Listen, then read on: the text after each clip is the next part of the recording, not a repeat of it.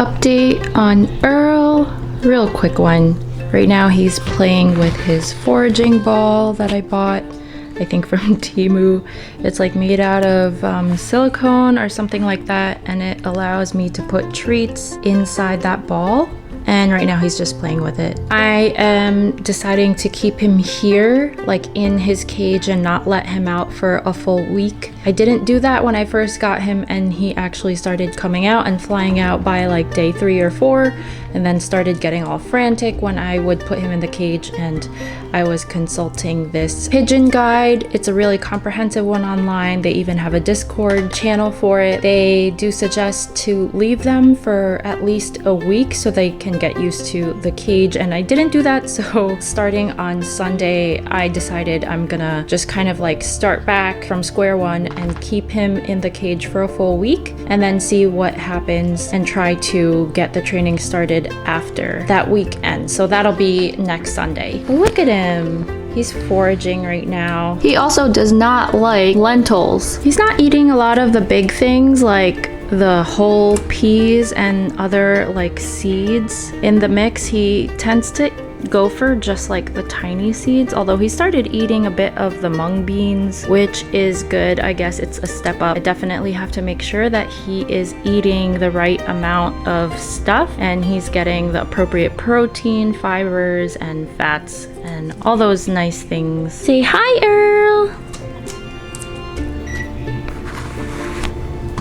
Hey everyone, welcome back to my channel. First of all, I want to say a big thank you to those of you who have come and visit my events, my pop-ups, the craft fairs, anime conventions, and stuff like that this year. I'm officially done with all of the markets for this year. I did a total of 26 events, so that includes like all the pop-ups, street fairs, anime conventions, and stuff like that. My boyfriend actually accompanied me to probably about like 21 of those events, and then the rest my mom accompanied me, and so did my friend, so I couldn't have done it without their support either. But yeah, thank you so much. If you ever like saw my posts on Instagram or whatever here on YouTube or TikTok saying that I'll be at a certain place, it's always super nice to know whenever people mention like, hey, I saw your post or your reel on social media. So that's why I wanted to like come and visit.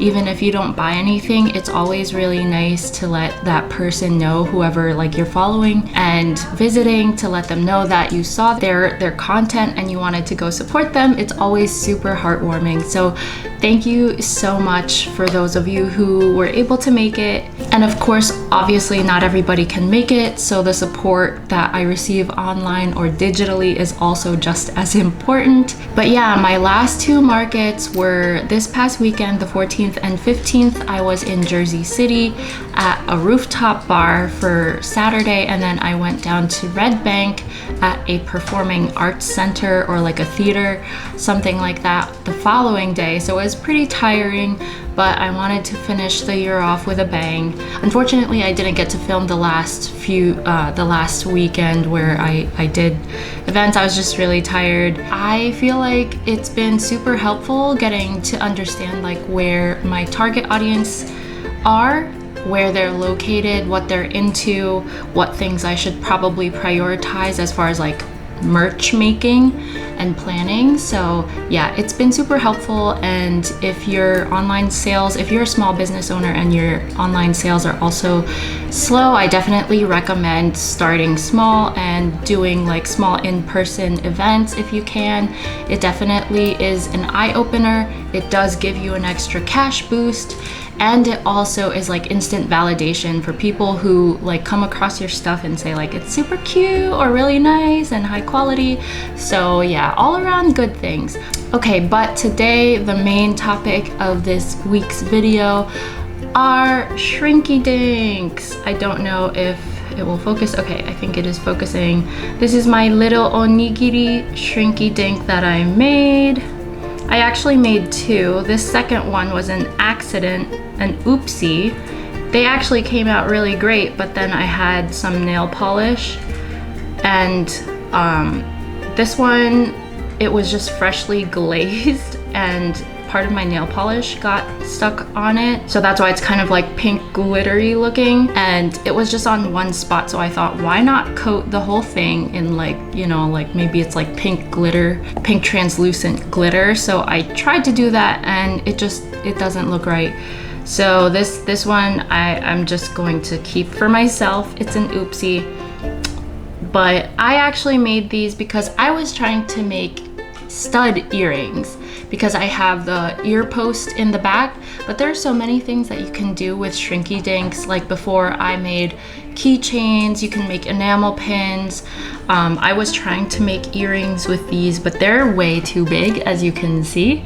So I decided I'm actually just going to make mini pins. You know how people have like mini filler pins for their Ita bags or their enamel pin collection. This is about 1/2 inch in size, so it is the typical size of what you would see for a mini filler pin. So I'm going to be making more of these because these are super fun. I thought I would make it a Japanese food slash snack themed thing. Some people on social media were suggesting to make it like a blind bag, so like a mystery box, and have like a couple different types of that theme. So I have actually been drawing in my sketchbook different ideas for the other pins that I would make. So just disregard the top part. That's just like some random scribbles there.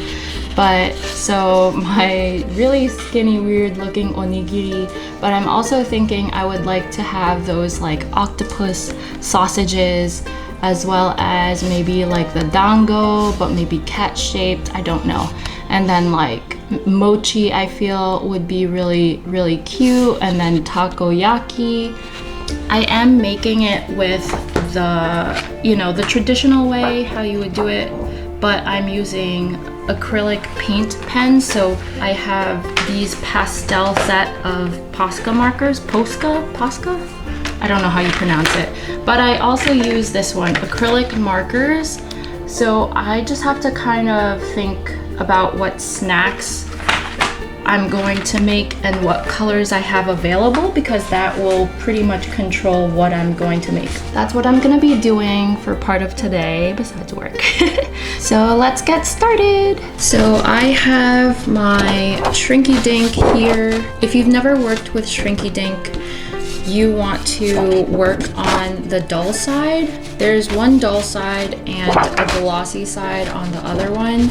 So this is where I'm going to be drawing. And for this piece, I'm going to try to make it similar sized. I believe I made it originally like about 1 inch in size. So I'm gonna try to copy that. I'm just gonna eyeball it pretty much. And it's a little hard to see on this countertop. So I'm just going to put my black sketchbook here. And I have my Posca markers, so I'm going to be using white for that, and then like the green parts for the seaweed.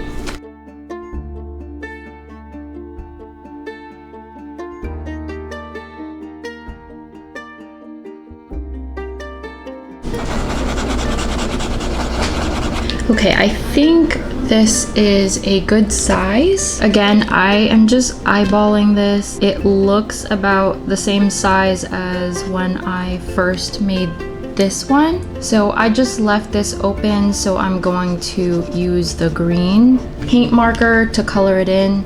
And I will also wait for the white part to dry and then go over it again, just because I want to make sure that it is nice and opaque when it shrinks. And I'm going to use both of these colors for the seaweed part.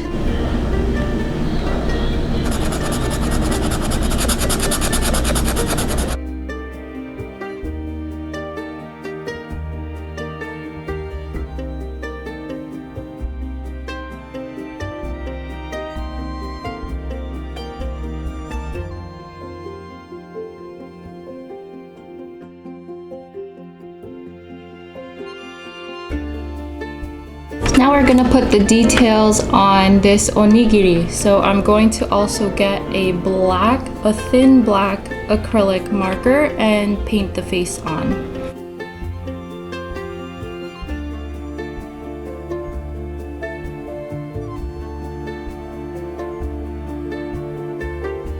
Now that I have these ones, I'm going to try to make some dango ones.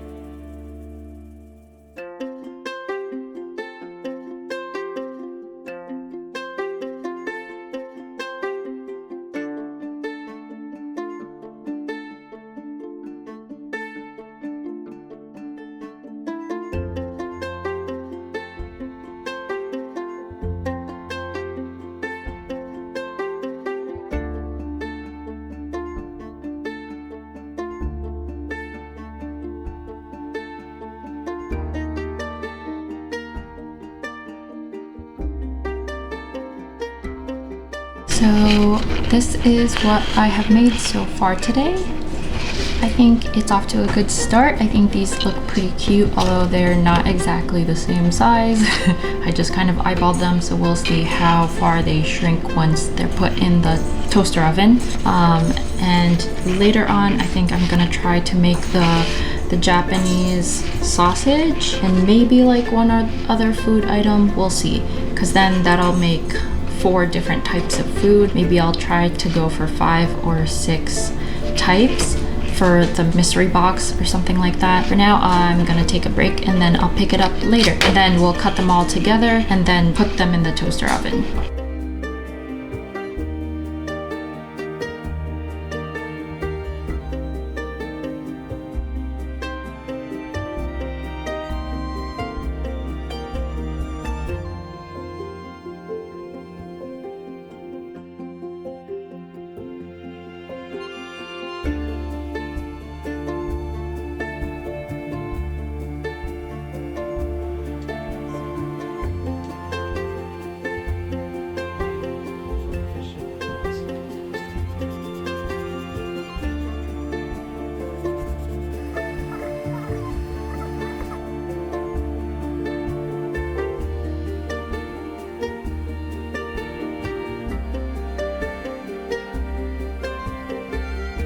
So it's now nighttime and I went to my boyfriend's house, but I completed all of the things that I wanted to draw today. But I'm really proud of how they turned out. So I'm going to cut them out between today and tomorrow probably, and then hopefully shrink them all and then glaze them.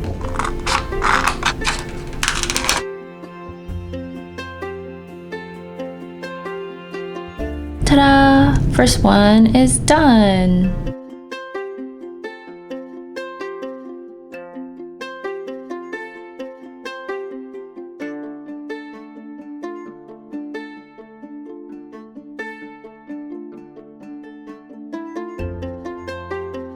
Alright, well, it took a while for me to cut them all out, but I am finally done with cutting them. They were a little tricky, especially the ones that have like curves, as well as these parts, the legs of the sausage octopus. I kept having to like cut one side and then flip it over and then cut the other side so that I would not, you know, end up like fracturing or breaking the whole shrinky dink piece. So there were also some parts that ended up chipping, so I needed to break out the markers again and fill out some of the spots, although most of them came out okay. It was just mostly like the edges where some of the colors kind of chipped. Like you can kind of see over here, there's like a little white spot. So I think I'm gonna need to fill that in for the octopus. But generally when these things shrink, like the colors kind of solidify together as well. So even though you can kind of see through some of them, like it doesn't look like it's been colored all the way when it shrinks, I feel like the colors usually condense, so then you can't really see through them as you are initially able to at this size. Today is a new day, and now we are going to go ahead and shrink all of these cuties. So I have some parchment paper right here. I'm going to put it on this tray. I'm gonna try to space them out so they don't like shrink over one another, and then I will flatten these guys with a book to make sure that they stay straight and they don't end up curving.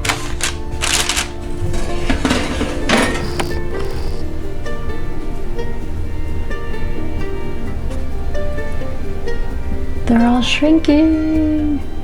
Now they're done, so I'm gonna take them out really quick. We're gonna cool them and flatten them. They should cool relatively quickly. The finished product.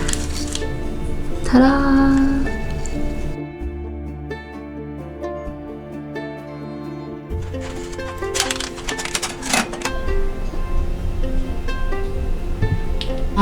So I shrank these next, these little guys, and they are too small in comparison to this one.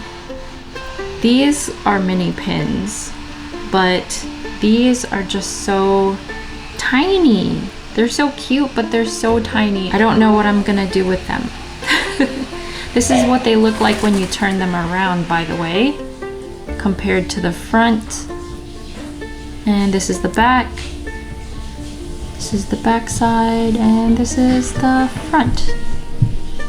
These ones shrank a little funny. They kind of came out curved, and even though I put the book on top to try to flatten it, it's still not completely flat, but it's okay. You can't really tell unless you like picked it up. So for glazing and glossing all of these little shrinky dinks, I want to test out using this Mod Podge gloss. I've never actually used this before. I just got it recently. I had been using this Light Cure UV resin for a long time. I've had this for actually like a year or so, and then I kind of read into it and how it's like kind of toxic and you need to work under like a vent and all that. So I have to do that, but I also have had this for a while, so I just want to like finish it, you know, because it's a waste if I don't. But yeah, I'm going to paint some, like half of it with this, and then I'm going to use half with this, and I'd like to compare and see which one looks better.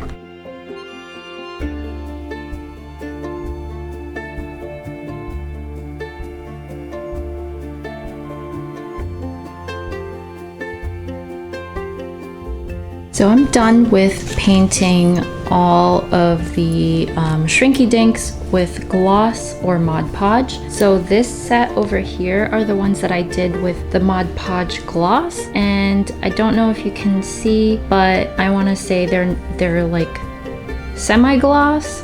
And also something that I noticed is that they kind of streak if you look at an angle.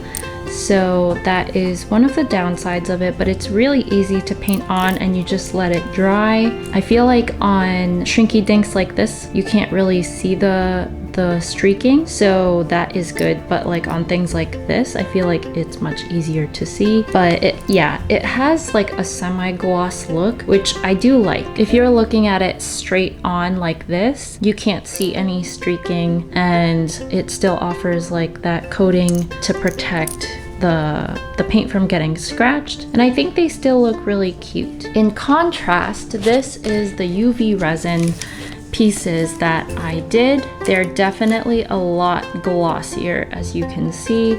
It kind of looks like there's like a bubble that's over it, and I really do like that aesthetic. I think it's very cute. Something to note with the UV resin is that it does release like harmful toxic fumes, so you have to be working in a room that is properly ventilated, and you probably have to wear a mask or something if you are working with these very closely and for a longer period of time, it looks really, really nice and smooth when you don't get the bubbles. When you do get the bubbles, it doesn't look as great. It looks a little like textured and stuff. So that is another downside besides like the fumes. You just have to be really careful if you have this and you're working with it. So I guess I want to say the safer option is to use the Mod Podge, either the matte or gloss. It's safer and it's not toxic, and it still protects your shrinky dinks. Try to paint it evenly so it doesn't you're reducing the chances of it streaking and kind of looking like this.